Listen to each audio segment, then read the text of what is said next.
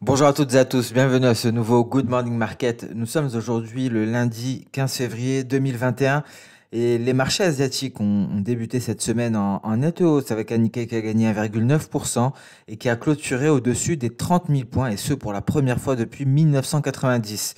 En Australie, le S&P ASX 200 a progressé de 0,9% et le Kospi coréen a gagné 1,9%. À noter que les contrats à terme sur le S&P 500 se négocient à la hausse légèrement en dessous des 3 950 points, dernier rempart avant les 4 000 points. Et les indices européens ont également entamé cette semaine en territoire positif dans le sillage des records marqués par Wall Street la semaine dernière. Aujourd'hui, à noter que la bourse de New York est fermée pour le President's Day aux États-Unis. Les métaux précieux et le WTI se négocieront jusqu'à 19 heures. Les actions et les produits agricoles américains ne seront pas cotés aujourd'hui. Et dernière nouvelle concernant Donald Trump, le Sénat américain l'a acquitté dans son procès de destitution. À noter que nous avons signalé que 290 000 nouveaux cas de coronavirus ont été signalés hier et c'est donc le chiffre le plus bas depuis le 12 octobre 2020. Au Japon, le Premier ministre Suga a déclaré que le pays prendra les mesures nécessaires pour répondre aux dégâts causés par le tremblement de terre de ce week-end dans la préfecture de Fukushima. Sur le vieux continent, à présent, à noter que certaines divisions sont apparues au sein du nouveau gouvernement Draghi après que Salvini a exprimé son mécontentement à l'égard de la dernière décision concernant les restrictions sur le coronavirus. On a pris connaissance également de quelques chiffres en provenance d'Asie, notamment les exportations sud-coréennes qui ont augmenté de 39,3% en glissement annuel au cours des 10 premiers jours de février. L'économie à Singapour également a connu une croissance de 3,8% au quatrième trimestre 2020 et l'économie japonaise, elle, une croissance de 3% au quatrième trimestre 2020. On s'attendait à 2,4% concernant le Japon. Et le pétrole qui débute également cette semaine en nette hausse. Il y a plusieurs raisons à cela. Tout d'abord, à noter qu'il y a eu des affrontements entre les forces saoudiennes et les Houthis. La coalition saoudienne au Yémen a intercepté 2 drones explosifs. Et également aux États-Unis, le froid au Texas met en danger les approvisionnements. Et donc, ce sont deux facteurs ici, le froid au Texas et cette interception de drones explosifs par la coalition saoudienne qui ont donné un nouvel élan au pétrole WTI et au Brent avec un WTI à 60,50 $ et un Brent à 63,36 $.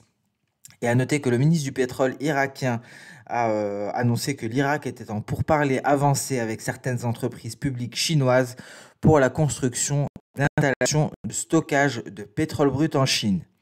Concernant le Bitcoin, il a atteint les 49 000 dollars ce week-end, mais s'est replié pendant la session asiatique et est actuellement aux alentours des 48 000 dollars.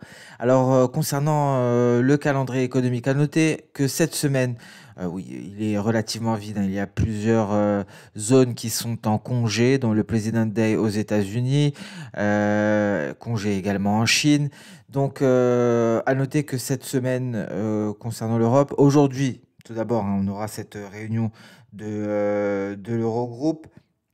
Et donc, c'est une vidéoconférence afin d'aborder les développements macroéconomiques ainsi que le rôle international de l'euro. Et donc, une semaine qui sera marquée par le premier événement international pour Joe Biden qui se tiendra également en vidéoconférence vendredi avec les dirigeants du G7 concernant la pandémie et l'engagement multilatéral des États-Unis. Donc voilà concernant cette vision, concernant ce premier événement pour Joe Biden, événement international. Bien entendu, hein, on parlera des différents événements de cette semaine lors de la publication de la vidéo hebdomadaire en début d'après-midi. Alors la séance sera marquée par quelques données qui n'auront pas de grande importance, hein. C'est concernant la zone euro, la balance commerciale. ça ne devrait pas être source de volatilité. La production industrielle pourrait créer cependant quelques mouvements et sinon on prendra connaissance des ventes du secteur manufacturier au Canada. Donc un calendrier économique relativement allégé, pas de publication de résultats attendus aujourd'hui et l'Europe en a profité pour progresser. On commence donc par les indices européens avec une ouverture dans le vert, un léger repli par la suite. Voici le DAX en données journalières, hein. On remarquera encore une fois cette incapacité à aller chercher les 14 238 points, mais un DAX qui a tout de même progressé. On est retourné à l'ouverture. Donc les futurs DAX ont bien progressé et c'est à l'ouverture qu'on s'est replié par la suite pour aller chercher ici les sommets du 10 février aux alentours des 14 090 points. On est même allé plus bas, on est allé chercher les 14 080 environ. On se redresse quelque peu et donc tout l'enjeu sera d'aller chercher les 14 180 points pour peut-être réussir à s'en affranchir, ce fameux sommet de la figure en ETE. Alors prudence, hein, si on passait en dessous des 14 080 points, le repli pourrait se prolonger. On a tout de même comblé une grande partie de ce gap et on tente actuellement de se redresser. Et donc, l'ultime but serait d'aller chercher les 14 180 dans une séance qui ne sera pas volatile, hein. Il n'y aura pas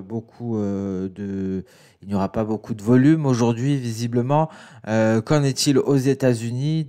Un Nasdaq sur des records aux alentours des 13 840 points.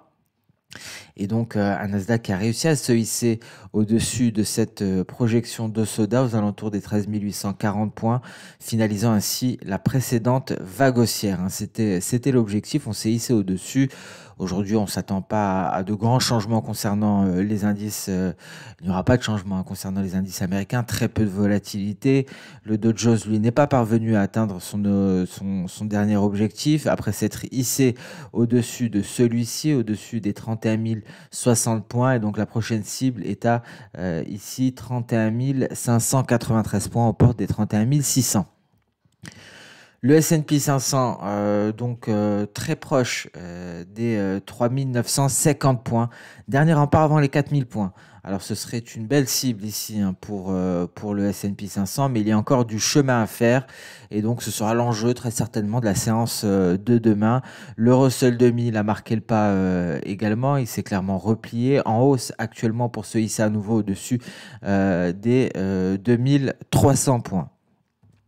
Et le Bitcoin qui lors de la session asiatique s'est replié après avoir marqué donc un sommet à 49 500 points pratiquement. On est allé marquer un creux à 45 400 points et on retrouve des couleurs.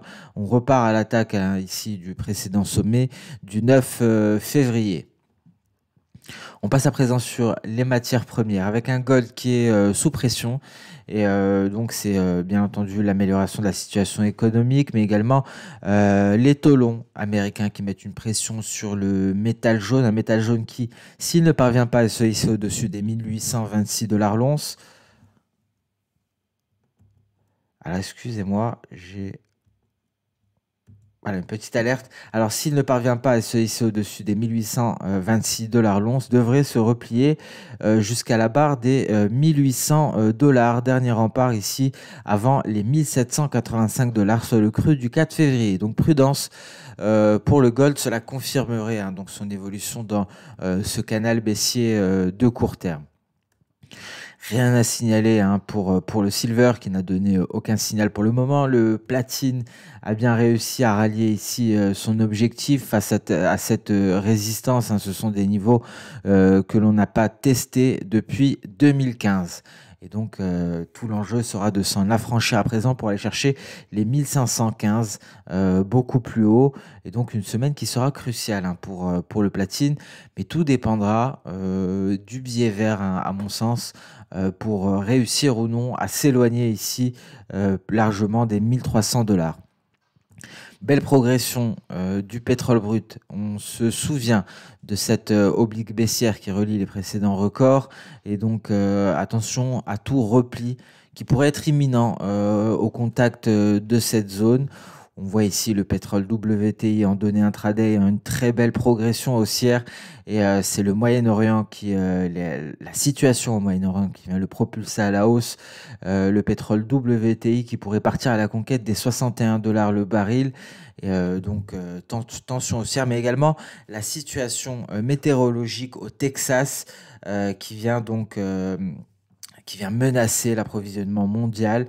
Je vous rappelle que le Texas, le WTI, est un pétrole en provenance de cette zone. Et donc, nous avons ici une hausse qui s'explique par les tensions au Moyen-Orient, mais également la situation météorologique au Texas. Qu'en est-il du Brent? Un Brent qui est allé chercher se hisser au-dessus des 63 dollars 50, une belle hausse. Pour le moment, le ratio risque-rendement ne favorise pas les acheteurs. Il faudrait attendre un net repli pour se positionner à l'achat sur les pétroles. Le sucre, qui ne cotera pas aujourd'hui, a clôturé ici sur la ligne de coût de la figure en ETE. Donc, ce sera très intéressant de constater l'évolution du sucre dès demain. Le blé, lui, est aux portes du retracement de Fibonacci à 38,2%. On passe à présent sur le marché d'échange avec un repli qui pourrait se prononcer sur le billet vert. Cela arrangera fortement le platine. Un billet vert ici qui pourrait se replier au contact après cassure de cette oblique baissière qui pourrait s'apparenter à une ligne de coup d'une figure en ETE. Prudence, tout de même, le dollar rebondit très souvent sur les lignes de coup lorsqu'il construit de telles figures. Donc il faudra attendre un net repli, même passer en dessous des 90,100 pour espérer approfondir la baisse ici sur le billet vert. Ce qui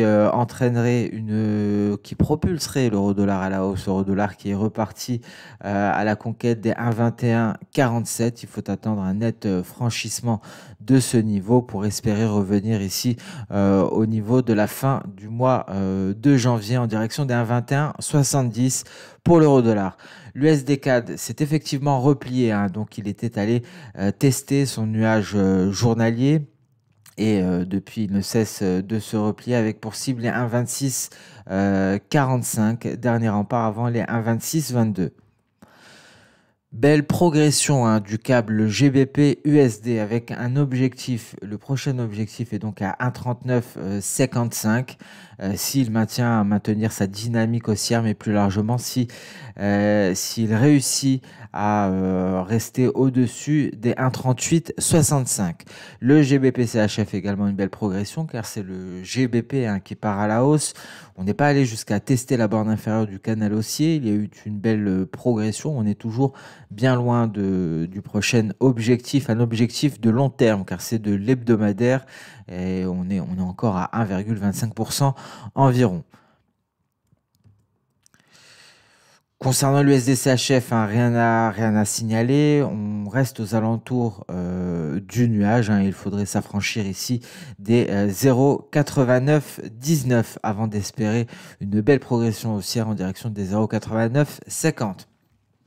Et voilà pour ce Good Morning Market. On se retrouve pour le point hebdomadaire. On va notamment parler du secteur du cannabis. On va aborder Canopy. Bien entendu, on va parler également du marché d'échange et des matières premières. Donc, je vous donne rendez-vous un peu plus tard dans la journée pour ce nouveau point hebdomadaire. En attendant, je vous souhaite une excellente séance de trading et je vous remercie pour votre fidélité.